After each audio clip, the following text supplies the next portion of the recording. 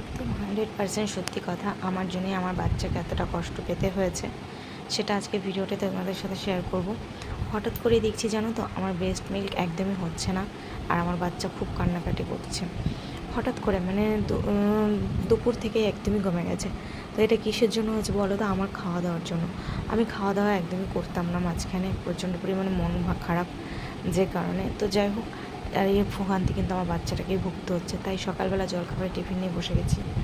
আর এর প্রমাণ দেখো, এই যে দেখো ন্যান প্রো দেখতে পাচ্ছ। হঠাৎ করেই রাত 11টার সময় গিয়ে আমার বর দোকান থেকে মানে খাবার কিনে নিয়ে এসছে বাচ্চার যারা জন্য। আমার মতো মা হয়েছে নতুন, তারা অবশ্যই কিন্তু আমার মতো এই ভুলটা কখনোই করো না।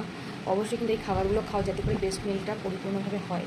বিশ্বাস করো, আজকে 2 দিন ধরে মেয়ের প্রচণ্ড পরিমাণে খাওয়ার প্রবলেম হচ্ছিল, কারণ আমি মাঝখানে ভেবেছিলাম এগুলো খাবো না, ভালো লাগছে না রোজ একঘেয়েমি খাবার খেতে, যে কারণে কিন্তু আমার ব্রেস্ট মিল্ক একদমই কমে গেছিলো। তাই আবার নতুন করে আমি কিন্তু এগুলো চালু করেছি। তো আর আমার এখন